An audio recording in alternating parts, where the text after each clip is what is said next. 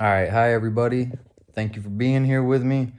This is going to be a pretty long video, but I'm going to try to get through it as fast as I can.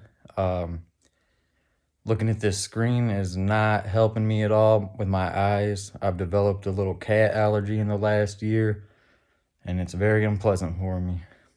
That's why I look like I just smoked a pound of weed, but I promise you I didn't. But if you know me, you know I love cats. So it's kind of disappointing, but nonetheless, what I've recently found out changed my whole dynamics and whole reality on manifestation, and it's really, really cool, and I want to share it with you guys. I think you'll really enjoy it, so let's get going on that right meow. So most people actually try to manifest backwards. They start with action. They try to do more, hustle harder, and force outcomes. But manifestation, it's not behavior first, it's actually alignment first. And there's actually an order to that alignment. Now, if you skip the order, you create internal conflict. But if you follow the order, then results become predictable. So I want to break it down correctly for you guys. It goes focus, beliefs, feelings, thoughts, actions, and then results. A lot of people start with actions first and expect the results, but you're actually starting at the end. But that's what I always did too, is start with the actions. If I improve my actions and do better things, then I'm going to get the outcome that I want. But I wasn't even aware of the whole alignment process and that there even was a process. So that's the process. Now I'm going to break down exactly what that means. The first one is focus. Focus is the gatekeeper. Before beliefs, feelings, or thoughts, there's focus. Okay? Focus determines what enters your awareness repeatedly, and the repetition builds the identity. Now, your brain has a filtering system. In neuroscience, it's called the reticular activator system, or activating system rather. And it highlights what you repeatedly give attention to.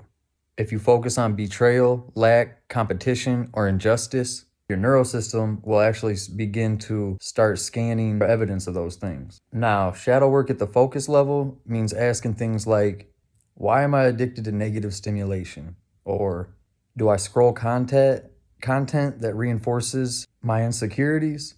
Do I constantly replay old stories? And do I bond with people through complaining? Most people don't have a manifestation problem. They have attention discipline problem. And you can't control abundance while obsessing over scarcity.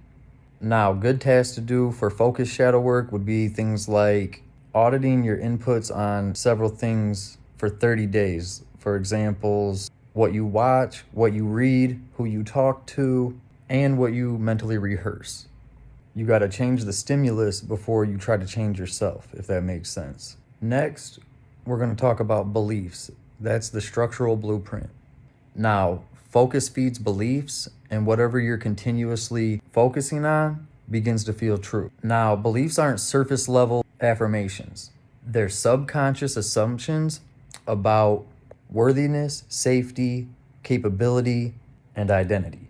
Now, shadow work here is really uncomfortable because beliefs are usually formed from things like childhood, trauma, rejection, failure, and humiliation. So you got to ask yourself, what do I believe about money?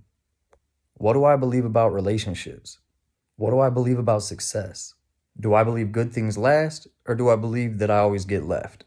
Now, your behavior protects your beliefs. If you believe that you're not meant to win, then you'll occasionally procrastinate, self-sabotage, choose unstable partners, miss deadlines, and be cool with just calling it a coincidence. But it isn't coincidence. It's congruence. That's the word of the day. Go look it up. Now, shadow work for that requires things like identifying negative, repeating patterns in your life. Then ask yourself, what belief would have to exist for me to keep repeating these patterns? You don't rationalize it, you find it. Then replace it through repetition, exposure, and aligned evidence. Beliefs actually switch through proof, not just positive thinking. So moving on to the third one, feelings. And that's the emotional baseline. And beliefs generate emotional baselines. If you believe you're unsafe, you're going to live in anxiety. If you believe you're unworthy, you're going to live in shame. But if you believe you're powerful, then you'll live in calm assertion. So your body, it remembers emotional states. It actually memorizes them. And this is really where the shadow work gets real. First off, you got to sit with your emotions without numbing them. That means no distractions, no scrolling, no overworking, no blaming, and then the obvious numbing ones. You got to ask yourself, what emotions do I even avoid feeling? And what feelings do I repeatedly run to? Does chaos feel familiar? Does peace feel boring? Some people simply sabotage success because calm feels foreign. And your nervous system is going to choose familiarity over happiness. You got to regulate those things before you can actually manifest. Through breath work, silence, therapy, journaling, and even cold exposure is one. Because you can't build a stable external life with an unstable internal state. Now, moving on to number 4 is going to be your thoughts. That's the narrator. And thoughts are downstream from feelings.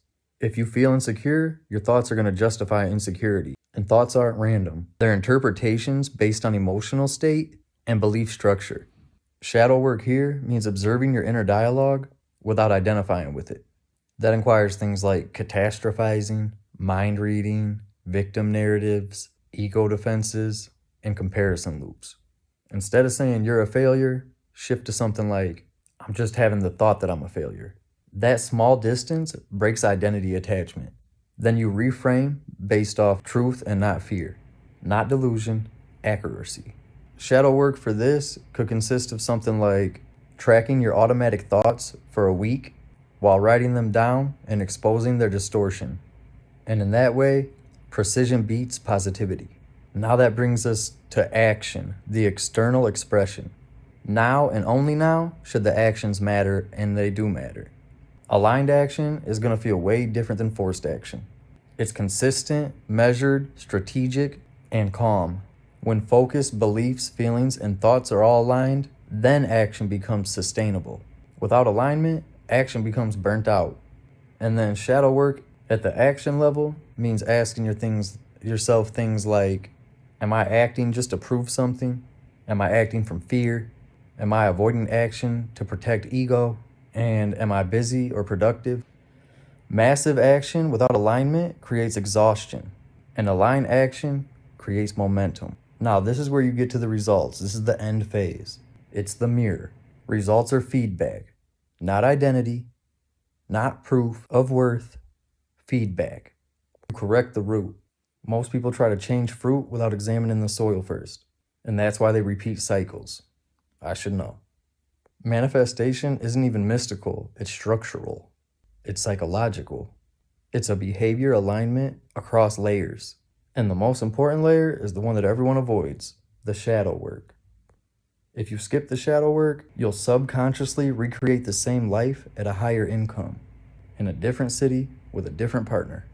Location doesn't change everything, but alignment changes everything. I hope you guys enjoyed this little video, and you can replay it back, get your pen and paper and take some notes so you know the steps and you can start researching them, all that, and putting them into order. I hope you guys enjoyed, and I hope it reaches who it needs to.